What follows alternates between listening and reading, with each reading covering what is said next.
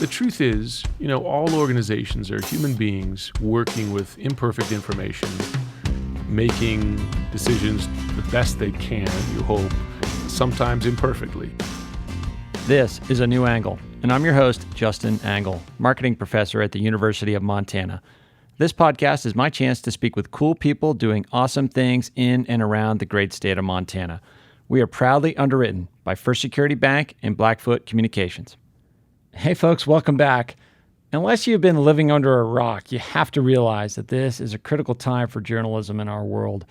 Today, I'm excited to bring you my conversation with one of our country's finest and most prominent journalists, and one whose work lives regularly at the center of our political discourse. Jim Sciutto is Chief National Security Correspondent at CNN. He's reported all over the world, including extended stints in China and the Middle East. From 2011 to 2013, Jim temporarily left journalism to serve as Chief of Staff to U.S. Ambassador to China Gary Locke. He returned from that service to ascend to anchor of CNN Newsroom. Jim's book, The Shadow War, is a fascinating and terrifying account of the new ways China and Russia are waging war, from systematic election interference campaigns to kidnapper satellites straight out of a James Bond film. He visited the University of Montana a couple weeks back to speak at the Bacchus Center. I was fortunate to get some time with Jim. I learned a ton, and I'm excited to bring you our conversation right now. Okay, so we're here today with Jim Sciutto. Jim, you just took a sip of that drum coffee. Welcome to the studio. Thanks for having me. What better welcome than some local coffee? I'm feeling good. This is your first time to Montana. It is, and it's and I'm so glad. It's a beautiful part of the country. We go regularly to Idaho because my wife's from out that way. Okay. So I've been in the neighborhood, but never to Montana itself, and certainly never to Missoula. And it's you guys are lucky. You guys are lucky folks being out here. Yeah. So here to speak at the Bacchus Center this evening. What made you say yes to this, other than just wanting to check Montana off the list? Well, I've had a relationship for a number of years with Senator Ambassador Bacchus. Mm-hmm. Spoke to him before he went out to China, because when he went to China, I actually had served in China as chief of staff to the previous ambassador, right, Gary Locke, when I took a brief respite from news, kind of adventure outside, and kept in touch. And I've interviewed him a number of times, and I have tremendous respect for him. So when it came from him, I was going to say yes. Added benefit, it's Missoula. My wife wanted to come. Sure. So we had a lot of reasons to come out. Very good. Well, we're excited to have you, and I'm excited to get some time with you. I mean, broadly speaking, I can't think of a better person to be talking to right now. We're in the fall of this sort of lead up to who knows what, impeachment proceedings, the next election, all sorts of crazy stuff swirling around. And the broad sort of area of inquiry I want to focus on is, how do you separate signal from noise in an environment like this? That's something I think about a lot, because I think that in this environment where people are inundated with news from a dozen different sources, they've got cable news, which I work for, they got podcasts and newspapers and social media and some of the stuff more useful than others, mm-hmm, right? In terms of how it gets the point across and focus on the important stuff. So I make an effort every day in my job on the air as an anchor, in my beat as a national security correspondent, but also just the kinds of stuff I'll put out on Twitter or even writing this book, to just constantly try to add value. So beyond just saying X happened, say why it's important that X happened and how it's connected to other stuff. And I feel like people have an appetite for that, because there's just so much stuff coming their way, and there's also a lot of misinformation coming their way, which, misinformation with intent, not just from foreign adversaries, but from domestic politics and politicians. And I consider it my duty to try to help people break through that. And I'm, none of us are perfect as we do that. And, you're all just trying to do your part to help people break through that noise. So, and you've been at sort of this interesting time in journalism where it's constantly changing field, but, your previous time in journalism was sort of not pre-internet, but that kind of more standard, we report the news of the day. But now it almost seems like your job is to curate the news in real time, it would seem. And fact check in real time. That's another part of it too. Yeah. Because not just is the news being assaulted, but reality is. I mean, it's not an exaggeration. Facts are being assaulted. Where one thing I will do, if we have president goes out on the White House lawn, makes some comments, the first thing I'll say out of that, if the president has said something misleading or false, is quick couple fact checks there. This is not true. That's not true. Or this is true, right? I mean, you got to do that. But I think we all have to change the way we do business to some degree, because just the nature of the conversation has changed so much. When I started in news, in college working for a station in New York, but like as a correspondent, I was overseas in Hong Kong, and it was pre-social media. It was even actually pre-internet. So for kids at home listening to this, they're like, man, how old is this guy? And then when I came back to the States and started working for ABC, the evening news was still a primary news source for a big chunk of Americans. A lot of people were getting their news at 6:30 at night and that kind of thing. Today, by that hour, you've heard 12 different things from 12 different places. It just happens more quickly, and the news cycle moves more quickly. So that adjusts the way we report it. I mean, listen, you report the story as best you know it, with sources that you can rely on and after proper vetting, but how quickly you do it and how you push back when folks attack your reporting, all these things are new, and they're just part of the way it's done now. You gotta fight by these new rules. Yeah, that velocity has to be really challenging. I think of it in the context of, when these unfortunate mass shootings or large-scale disasters occur. It seems to be, and I'm not schooled in journalism by any stretch, but there's always this kind of, the reporting changes over time as information comes out, and we seem to be operating in that type of environment on a daily basis. Yeah, it's it's hard for people too. Yeah. I hear this from my, I call it my unscientific focus group of friends and family who are news watchers and consumers, and they will often say to me, "I just can't keep up. I need a break. It's exhausting." Yeah. And given that, I think we have to be aware of that. So you have to help people weed through it. Kind of tell them what are the 5 alarm fires, and there are some. Sure. And what are the 2 alarm fires? Not everything is the end of the world. I'll give an example. The president tweets a lot of stuff. Yeah. Over the course of the day. I think that the fact is, over time, those tweets have become less, not more newsworthy, right? And that, some of it is bluster and so on. And frankly, we don't have to talk about it that much. You don't have to amplify it. Now, other times, if, for instance, the president tweets as I'm withdrawing U.S. troops from Syria, that's news. That seems like news. Yeah.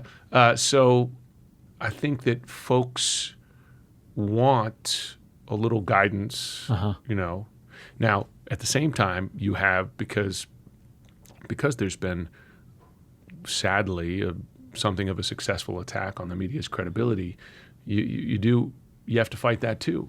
That folks might come into the conversation thinking, well, why should I believe you? Yeah. You're part of the fake news media. You can say I don't look like I'm a member of the fake news media. Well, no, I was going to say, you don't. I mean, we just met, but you don't really look like an enemy of the people. No, I mean, this is the thing. But that's maybe what an enemy of the people would look like. Oh yeah, exactly. No, it's debilitating. It has a real effect. Yeah. Those attacks work. Yeah. To some degree with a portion of the population. I mean, listen, the president was transparent about why he does this in that famous interview with Leslie Stahl in the transition. Right. He said, I do this because if you have critical information, I can attack it so people don't believe it. So this is with intent. These are attacks with intent. The sad fact is that works. Yeah. With a portion of the population. Now, I get stopped every day, sometimes multiple times a day from people, in fact, and not just in the New York, Washington bubble. I landed in Missoula yesterday, and someone came up to me and said, hey, thanks so much for the work you guys are doing. We need you.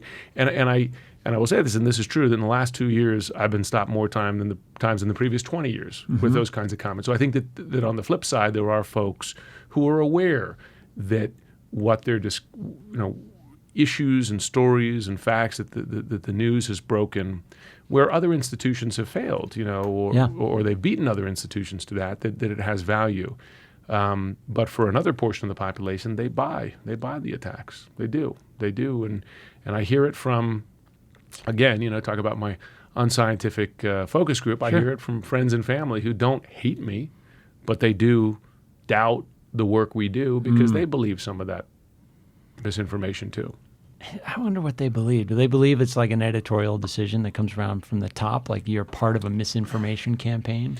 I do think a lot of people think that. I'll often get asked that. And even prior to the Trump era, I'd get asked, like, do your bosses tell you how to cover? I spent a lot of time in the Middle East, for instance, covering what were equally divisive issues, Israel, Palestine, the Iraq War, et cetera. And I would often get asked by people, your bosses tell you how to report this story, right? They tell you how to do it. And I say, no, actually. My bosses dispatch me to cover the news, and I don't get, and I worked for ABC for a number of years. I worked for CNN. And, I wasn't told this is your script for tonight's story. I want you to do this. I mean, there are other ways that institutions and so on have influence on the way the news is covered, but by and large, that's just not the way it is. But people do have that impression. They do, and particularly today, they have that impression. Yeah. So let's turn it back a little bit. You mentioned a little bit of some of your formative time in journalism, but studied Chinese history at Yale, then did a Fulbright in China. And at what point was journalism the thing you wanted to do? I know your mother was a journalist, right? Yeah. She was, and that was an influence. And she always, and I got 3 sisters, encouraged us to write and be creative in whatever way that led us. Okay. And I'm the only one of the 4 siblings that ended up in news, but each of us has a kind of, creative bent, I think, which came from that. I'm the only one who kind of took it to its full, resolution.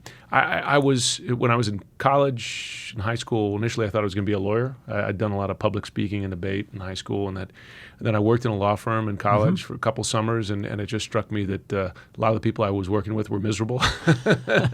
Yeah, that's a pretty good indicator. And I made them at the time, and listen, there are a lot of great ways you could practice law, and I do know a lot of happy lawyers. I also found that I was working at a firm that always seemed to be on the wrong side of the case, whatever the case may be. Yeah. So you mean the losing side or the side you felt less comfortable with? The wrong side. Okay. Yeah. Like defending the asbestos makers, for instance. Okay. Right? Things like that. So then I thought, and again, it was not a scientific kind of thing. It was just as I was in college thinking of exploring stuff, I said, well, how else can I use my skills at communication but still be focused on issues that I'm interested in and dive into them and that kind of thing. And I said, well, let's try broadcast news. And I tried it a couple summers, and then I ended up going overseas, partly just to explore the world with a Fulbright. And then when I was there and I finished that, I said, well, here I am in China in the early 90s, living in Hong Kong. What better way to explore the world than be a reporter and kind of travel around this region that I had studied? And then that, as that, one, was enjoyable to me and satisfying, and 2, I could make a living from it, I figured, hey, I'm gonna stick with it. So that's and then ABC hired me from there, and then 9/11 happened, and that sent me on a whole new course of, I'd spent so much time in East Asia. Now here I was in the Middle East covering the wars and the issues there, and just growing my mind, I felt, and my sense of the world. And it was by virtue of these assignments that you became particularly interested in national security, defense? Yes, exactly. I think that I think I had a natural kind of interest in issues of foreign affairs, and that often leads you in a national security path. And then with the wars post 9/11, here I found myself repeatedly embedded with U.S. forces, covering issues in Israel, Palestine, going to Saudi Arabia, going to a whole host of going to Iran. I've been to Iran about a dozen times, covering their nuclear program. These things, in addition to the region and the issues at hand, there was a frequent national security bent to it. And so when I returned to the States, and this was after I took my stint in government, CNN said, hey, how would you like to cover national security, the intelligence agencies, Defense Department, et cetera? It just seemed a natural way to capitalize on all that on-the-ground experience and then go back to the places where the decisions are made and be able to – and that's helped me because I can challenge these guys, these men and women on issues, whether we're talking about Iran or China or Russia, because I can say, listen, I've been there and I know what X looks like, which is not a frequent it's not an automatic in Washington, at least. There are a lot of folks who make the decisions on these issues or cover them haven't spent as much time on the ground as I have, and that's been an advantage. Are there examples that you can think of where that advantage has really come into play? Well, I'll tell you, covering Russia and China, as central as they've become in the national security space, for instance, the trade war now with China, but also Russian interference in the election. As I was covering those issues from Washington, I had the benefit of spending years, particularly in China, but also visiting and covering Russia. So I know how their governments operate. And to some degree, I've seen their misbehavior and their malign activities for years. So what they were up to is not surprising to me. I know how they operate. And that's even helped me, not just with challenging U.S. officials, but challenging Chinese and Russian officials. I feel like they can't pull a fast one on me because I'll say, listen, I was there. You've seen that move before. Yeah, I mean, China is a surveillance state, right? Yeah. It's an authoritarian state. I lived in China. I covered China. I worked as a government official in China.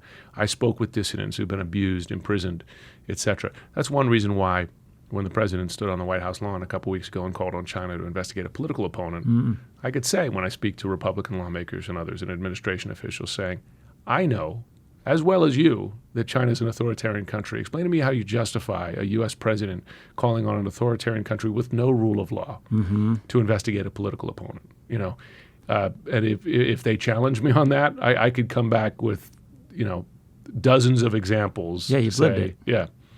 So let's talk about that a little bit. Like you mentioned how these countries operate, and you talk about China as an authoritarian state, and it seems like there's this popular conception that, and this was policy maybe for years and years and years, that if we give the world more America, the world will want to be more like America.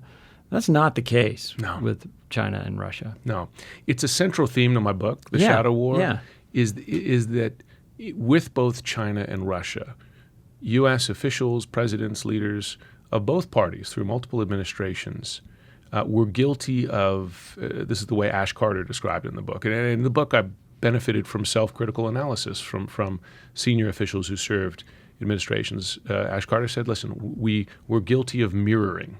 In other words, we looked at them and thought they wanted what we wanted. Right. And that if we welcome them into institutions, China into the WTO, Russia into a cooperation agreement with NATO, over time they will see that the system of alliances and global institutions that we've developed are to their advantage as well. Well, fact is that's not how China and Russia saw it. From their perspective, that system of alliances and global institutions serve your interests and not ours. And they were actually they were actively undermining those systems, trying to subvert them. Yeah, exactly, through the years. Now it's pretty darn clear, but it was already clear. And the real mistake was even as there was contradictory evidence to this idea that they were going to kind of be welcomed into the international fold as led by the U.S., even when there was evidence that made it very clear that's not the case, we persisted in these delusions and then allowed them to continue to undermine the U.S. in a whole bunch of different ways. I mean, for instance, I tell the story, this is how I start the book, that when the Skripal poisoning happened in the UK last year, the attempted murder of Sergei Skripal and his daughter, Julia, in Salisbury, with the most powerful nerve agent ever made by man, that was a real wake-up call. When I spoke to European officials, U.S. defense officials, national security officials, they're like, wow, Russia assassinating someone on UK soil brazenly with a horribly dangerous substance. Wow, things have really changed. And I said, okay, really? 12 years before that, in 2006, Russia assassinated someone on British soil with polonium-210, Alexander Litvinenko. I covered that story more than a decade before. Why was the Skripal signal taken as somehow this harbinger of the changing world? And in 2006, and nobody paid attention. Yeah. No, and after 2006.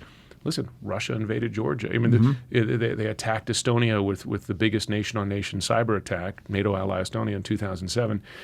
All this very clear evidence. I think we were just stuck in a Cold War mindset at that point. I think we were stuck in a post-Cold War mindset to some degree, right? We thought, all that stuff's done. We're in a new era now. Yeah, they've moved on. They're going to adopt. They're moving on. They're going to adopt the rule of law and they're our democracy. friend. And And this is an example of where I could throw. If someone's going to say to me, "Is Russia really that much of a threat?" Well, I'll remind them of Litvinenko, and I'll say, "By the way, I live that because covering that story, I visited a number of the locations where these assassins had been before they killed him, and I visited the location where they did kill him, which was the Pine Bar at the Millennium Hotel in London. Because of that, there was concern that I had been contaminated with polonium-210. So I had to go through a long and elaborate radiation test weeks before my wedding.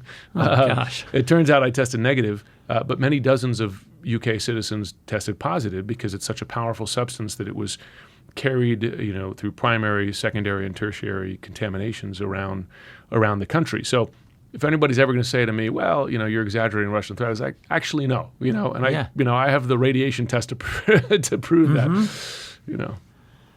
China and Russia are very different places, and you lay that out in the book. I mean, they're approaching the shadow war with similar tactics in some ways, but they want very different. They're very different states, and they want different things. So, how did you think about like pairing them up in a book versus making those comparisons and contrasts? Well, it seemed like a stretch. So here you have two very different countries, different continents, languages, cultures, religions, histories, etc. But when you look at the way they behave, their tactics, their shadow war tactics are virtually identical. They do influence ops, election interference, Russian interference in 2016. China, by the way, does it just in a kind of different way. They all over Australia. They are all over chapter Australia. about that, yeah. Money, donations, etc. But even here in the U.S., for instance, China stopping the purchase of soybeans in certain key swing farming states. So they both do influence ops. They both have enormous cyber capabilities to attack critical infrastructure in the U.S. They both have deployed weapons in space. Got a whole chapter in the book on that.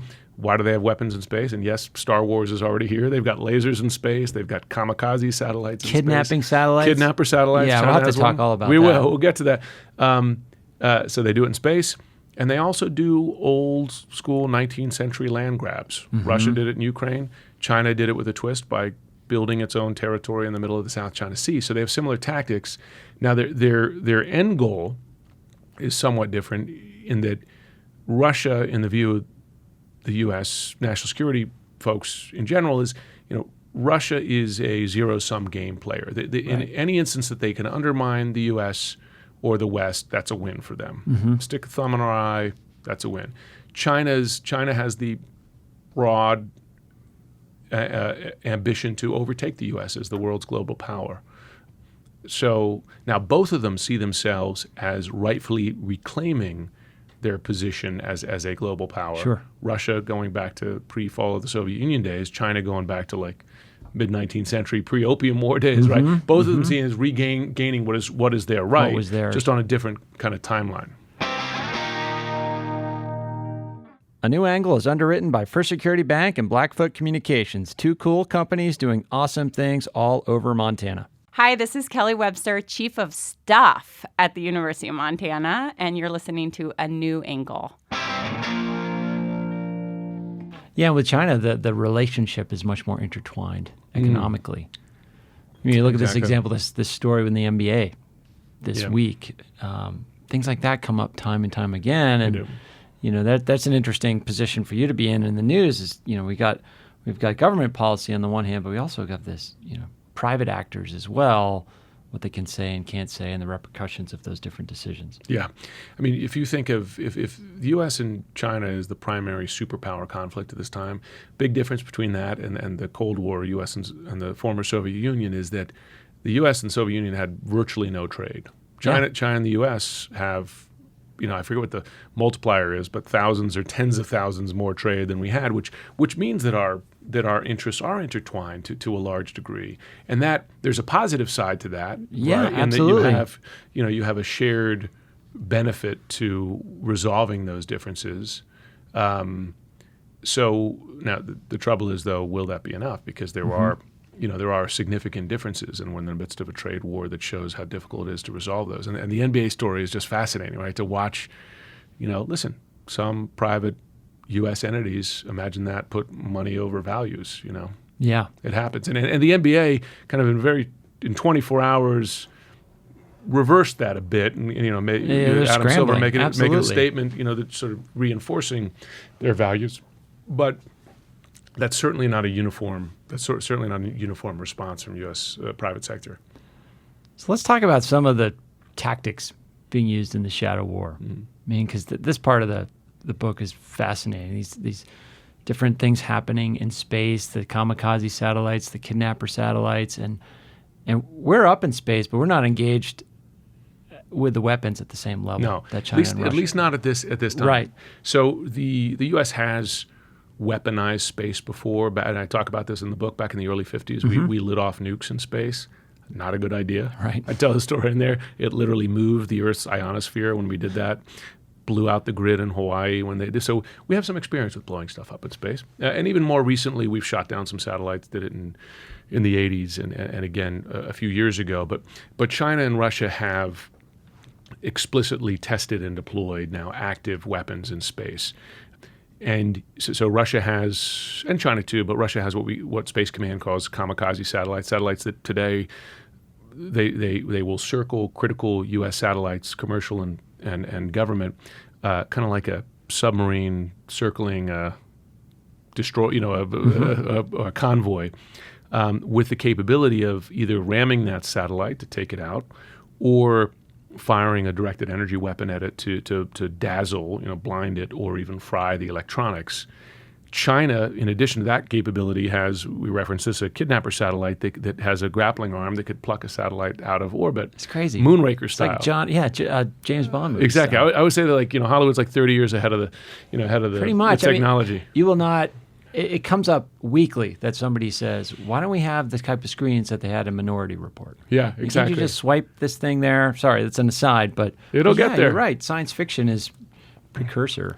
So why do they do this? Because the U.S. has enormous technological advantage in space technology, and therefore a greater vulnerability. And China and Russia both calculate that in the event of a conflict, or even in a smaller form conflict, that they could take those capabilities away.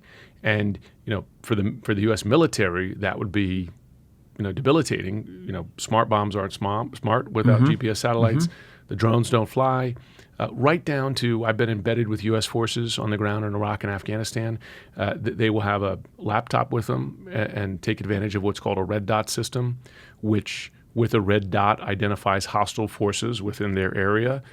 So I could be with a squad commander, and he opens up the laptop and sees that on the other side of this house there are some bad guys. Sure. That is dependent in part on surveillance satellites and communication intercepts that require that technology. So you take that away and you hamper every level of the U.S.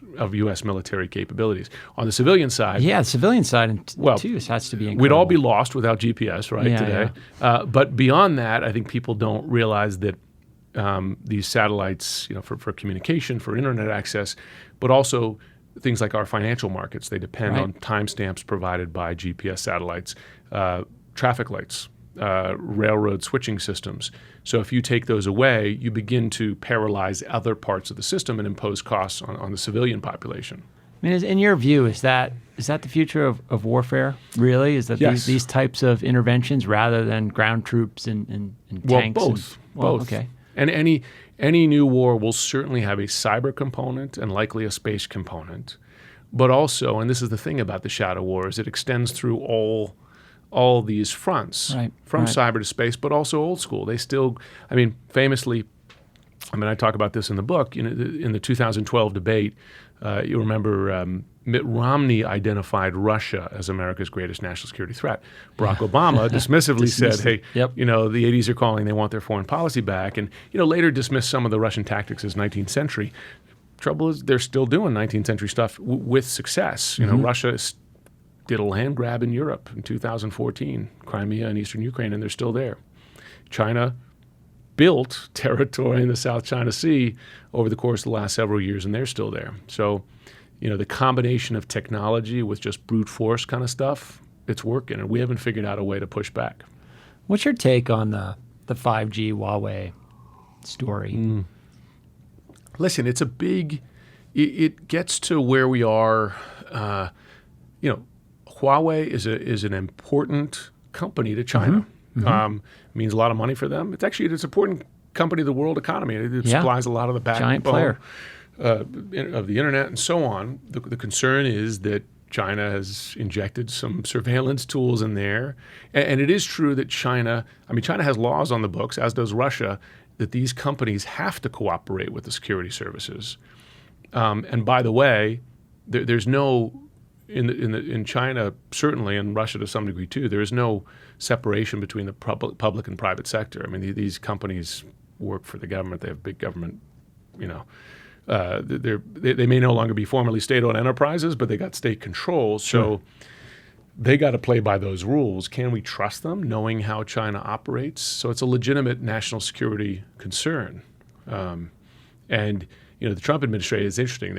I just saw that Trump has allowed U.S. companies to sell stuff to Huawei again as kind of a concession in the midst of the trade talks, because Huawei depends on U.S. chip makers, et cetera. So is it a national security concern or is it not? It's something the president hasn't been clear about. I mean, do you think it's reasonable? I'm thinking of this in terms of what this means for the average citizen. Like, we're all walking around with these listening devices and GPSs in our pockets. Yeah.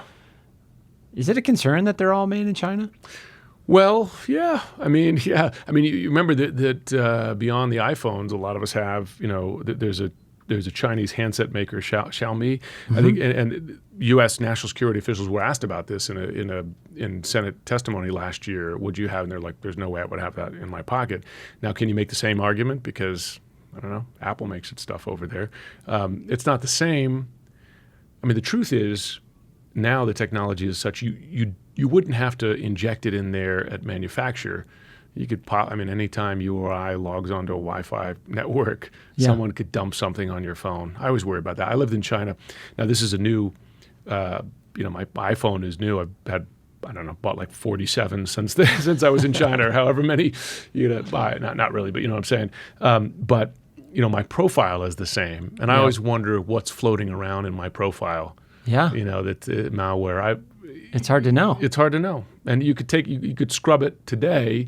And then the next time you do something that you didn't realize you did you get compromised again? I mean, it's interesting. I'll tell you. Like I talked to in the book on Russian interference in the election. I talked to the former deputy director of the NSA, Rick Leggett, and he talked about like the danger of the Internet of Things today in terms of surveillance. And he said, for instance, no way I'm going to have an Echo or one of these things in my home, because he's like, that's a listening device. He's not the only one who thinks that, but you've heard that from others. There are a lot of vulnerabilities there, and China and Russia are very good at exploiting those vulnerabilities. Yeah, not only China and Russia, but Amazon, Google, Facebook, like all these other data aggregators. I know. It makes me think about, the book focuses on the activities of China and Russia, but you've been on both sides of the security clearance game. Like, what are we doing? Yeah. Like, what are we? We've got to be up to some of these same tricks, I would imagine. Well, here's the thing. I mean, it's a question, and you've heard the president himself say this, right? Well, we do a lot of bad things too. Right, he uses that as justification often. Now, the U.S., and you'll hear that equivalence on election interference, right? So we do. I think it's a false equivalence. Okay. We don't do the same things they do. We don't steal the emails of political candidates there. First of all, China and Russia, let's be frank, don't have actual democracies by any means. So it's apples and oranges there. But no, we don't go into countries and steal the emails of candidates and then release them strategically over the course of time to influence the outcome of that election, which is exactly what Russia did, both the DNC emails and the John Podesta emails. I'm going to tell the story in the book. I mean, just some of the specifics make it so clear as to what Russia intended. I always ask people, how long after the release of the Access Hollywood tape did WikiLeaks begin releasing the stolen John Podesta emails? What's your guess? I mean, it was probably within minutes. Yeah, it was 22 minutes. Yeah. That's no accident. Right. That was the weaponization of information. So they do stuff we don't do. And by the way, beyond the influence ops, I mean, for instance, you'll hear this from Republicans. You'll hear this from Trump supporters and even Trump officials about Ukraine, to say, well, we intervened in the Ukraine political protests. This was a CIA operation, which is a Russian talking point. I spent time there in the midst of those protests. These were Ukrainians who didn't like the pro-Russian government because they were corrupt. And by the way, Russian and Ukrainian snipers during those protests in the Maidan, in 2013 and 2014, they up and assassinated dozens of people from the rooftops. They shot them in the head, So you could say to me that we all have our bad actions, but the U.S. does not do what Russia does in that context. Okay. Yeah. And so back to kind of the news, something you said there, the weaponization of information. When you're in that, either before you go on the air or while you're on the air and information is coming to you in real time, how are you making decisions about how to cover information that's coming across the deck that could be militarized or being deployed to you for purpose, if that makes sense? By who? Well, whatever the source, like something coming from WikiLeaks. How do you know? Oh, I see. Okay, are these John Podesta emails newsworthy? Well, they certainly are newsworthy in a way, but the source is, of questionable ethic. How do you view those decisions? I think there has to be and has not yet been a reckoning on how the media handled the WikiLeaks releases during the 2016 campaign, because that was an influence operation by Russia, and the media broadly reported the stuff as it was coming out. Now, it's going to happen again at some point. It might happen in the coming months as we get into 2020. And you can argue to some degree you're seeing little ripples of that already. Okay. We ought to do a better job, because otherwise you are amplifying what is an influence operation. Yeah, it just seems that it's hard to know what to cover as a story, like what constitutes a news story. You could say that about President Trump's tweets. You've mentioned that before. Like what makes, and it's interesting too. I think Twitter struggles with this as a company. Yeah. And they're in a tough spot, but the president would violate so many of their terms of use agreements and be kicked off the platform if he were anybody but the president. Right? He lies all the time. But since he's the president, that's newsworthy, potentially. Yeah, it's a tough call for them. It's a tough call for us. We're making editorial judgments all the time about what's newsworthy.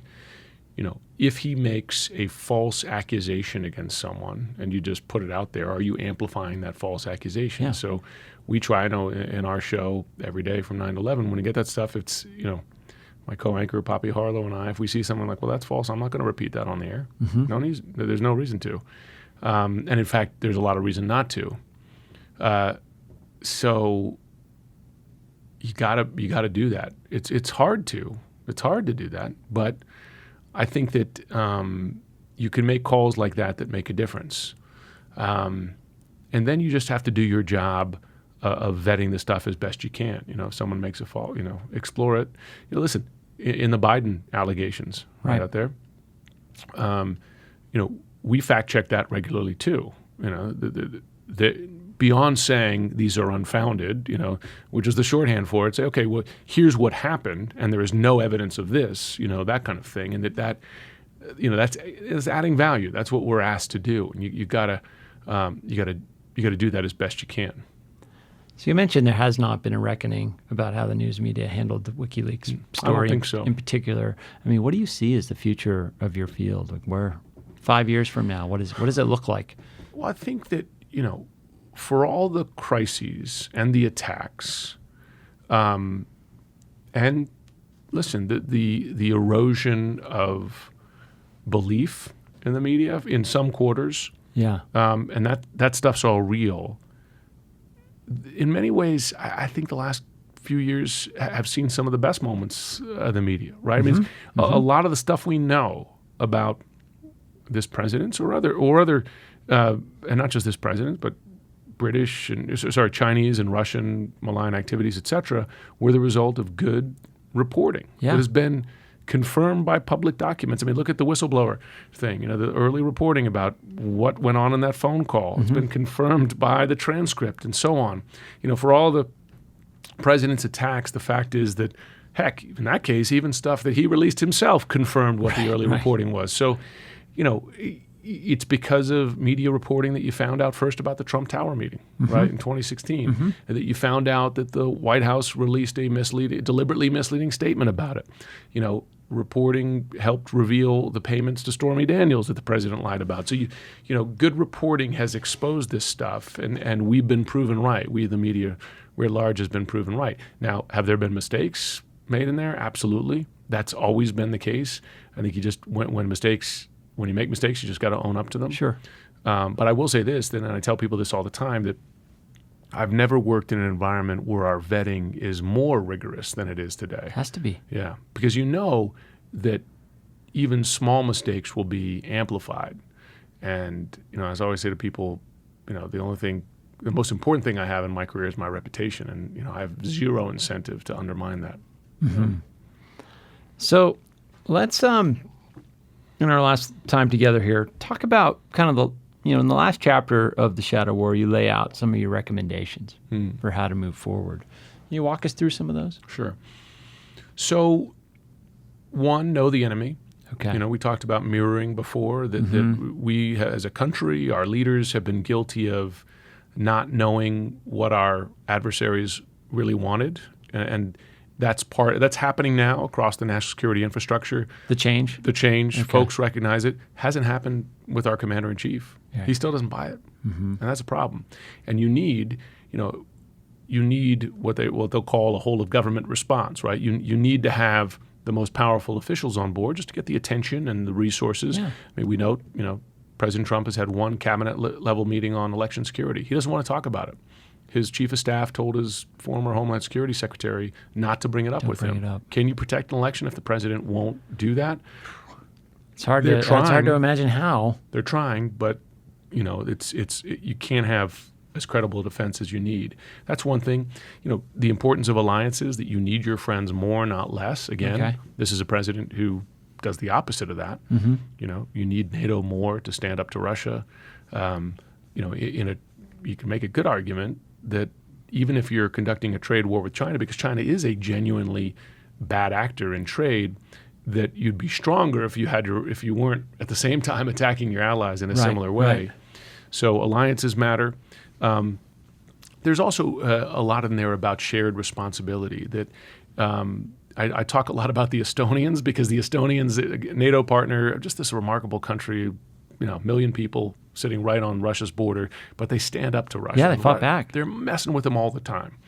And I spoke to the president of Estonia and other officials, and they talk a lot about cyber hygiene, that individuals, we all have a responsibility to just get smarter about this stuff, because you're only as strong as your weakest link. Right. The Podesta emails, they were, a phishing scam, right? Exactly. Podesta, and I tell the story, and they say like a tragic one. He gets a fake Google email password reset. We've all gotten them. And they did the right thing. His assistant emailed their IT person and said, "Is this legitimate?" By Podesta's story, the IT person emailed back with the intention of saying it's illegitimate, auto-corrected to legitimate. We've all had that happen. Yeah, well, we've certainly had autocorrects. I don't know if I had that particular one. That one, something along those lines. They click on the link and, the rest is history. The Russians are in the email. So all of us have to be smarter, because whether it's a private organization or a government organization, folks can find their way in if we're not smart. Sure. That's important. But leadership, I spoke to so many officials for this. It just comes back to leadership and a clear expression of our values and our priorities. You have to defend and get better defenses, both individually and to our institutions and organizations, to these kinds of attacks. But you also have to have leadership, and you have to, because our internal divisions over these things provide an enormous opportunity for Russia and China to dive into those divisions. As they watch us shoot at each other over whether interference even happened, Putin is cheering. Yeah, spiking the football. He's laughing. He's laughing, literally, on camera. It's remarkable. I guess it makes me think about, so you spent this time working for Ambassador Locke, security clearance. You're on the other side for a bit. When we look at what's happening with policy, what's happening with the way the government's operating, or whatever organization, really, I think we try to imbue some sense of strategy. Like, I might not understand everything that's going on, but it can't be as crazy as it looks. Is it as crazy as it looks? Well, one thing I found working on the other side, as it were, is that I think some of us have an impression that, with all the tools of government, intelligence and institutions and so on, that they really know what's going on. They got to know. Yeah. But the truth, They know what happened they in know where Roswell. the bodies are buried. Yeah. Exactly. The truth is, all organizations are human beings working with imperfect information, making decisions the best they can, you hope, sometimes imperfectly, and that's I think an important lesson. I also think that most folks are trying to do their best with what they have. Sure. Our politics have gotten poisonous. Some of it is truly detrimental. But that when you're inside these institutions, you see that most folks are trying to do the best they have, but that there is no magic bullet. There is no perfect information. They often make mistakes with that information. And I think that's an important lesson for all of us. Yeah, and that seems like a great way to kind of bring the conversation to a close. Jim, I'm so excited I got some time with you. I'm so thankful for the work you're doing every day, but also this book as well. I mean, we didn't even ask you that. How the heck did you write this book in the midst of the news environment we're in now? So, being an anchor is not an easy job. I didn't take any time off, and I looked. So what I did is I just divvied it up. It's about a 300-word book. That's about 80,000 words.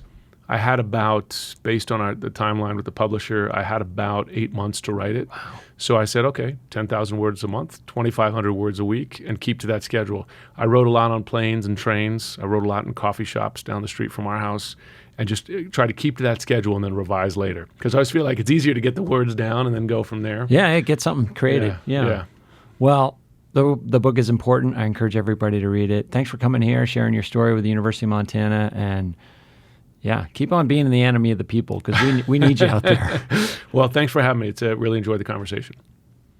All right. Hope you enjoyed that one as much as I did. Check out Jim's reporting on CNN weekdays from 9 to 11 a.m. and read The Shadow War. It's a great book.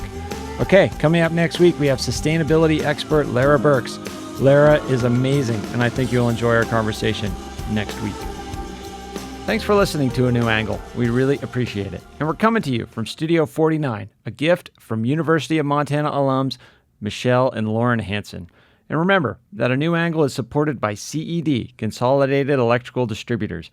These guys pretty much sell anything electrical you would ever need, but they also hire a ton of our students. If you want to learn more about jobs at CED, visit cedcareers.com. Before we go, I want to thank some important peeps: executive producer Stefan Borsum and interns Aspen Runkle and Max Gibson. Huge thanks to VTO, Jeff Ament, and John Wicks for the tunes. And finally, props to Jeff Meese, our master of all things sound. Finally, if you have any questions, suggestions, comments, insults, whatever, please email me at anewangle@umontana.edu. Help us spread the word, and be sure to use the hashtag #anewangle when you do. Thanks a lot, and see you next time.